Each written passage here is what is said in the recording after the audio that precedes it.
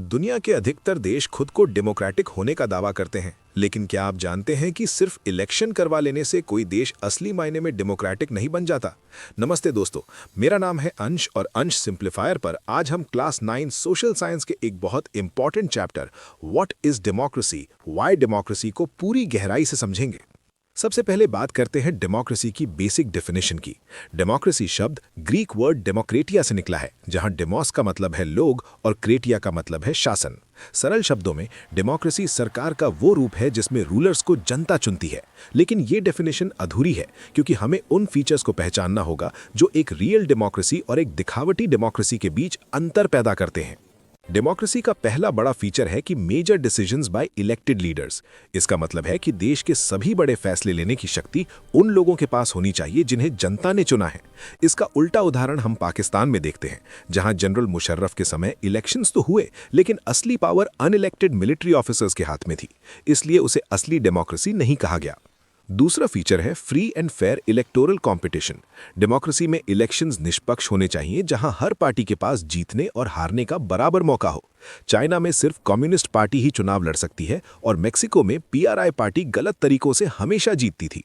ऐसे माहौल में जनता के पास कोई असली चॉइस नहीं होती, इसलिए ये डेमोक्रेटिक नहीं है।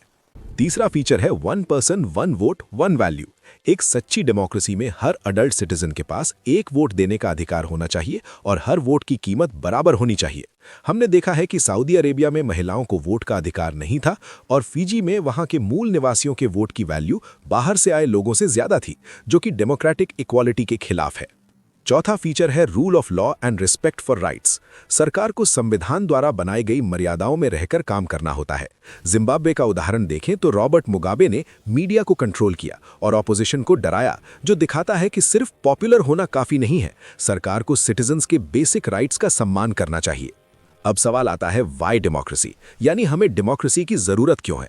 इसके खिलाफ कई आर्ग्यूमेंट्स दिए जाते हैं, जैसे कि लीडर्स के बदलने से इंस्टेबिलिटी आती है, बहुत सारे लोगों से सलाह लेने में डिले होता है और कई बार गलत फैसले लिए जाते हैं।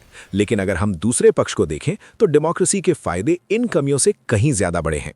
डेमोक्रेसी का सबसे बड़ा फायदा है अकाउंटेबिलिटी। डेमोक्रेटिक सरकार जनता के प्रति जवाबदेह होती है।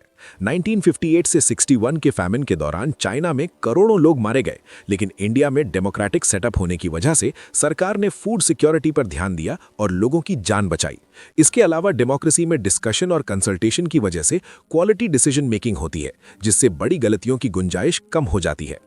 डेमोक्रेसी का एक और महत्वपूर्ण पहलू है डिग्निटी ऑफ सिटीजन्स। ये सिस्टम गरीब और अमीर हर किसी को बराबर का सम्मान देता है। सबसे बड़ी बात यह है कि डेमोक्रेसी हमें अपनी गलती सुधारने का मौका देती है। अगर सरकार गलत काम करती है तो जनता अगले इलेक्शन में उसे बदल सकती है, जो किसी और सिस्टम में मुमकिन नहीं है।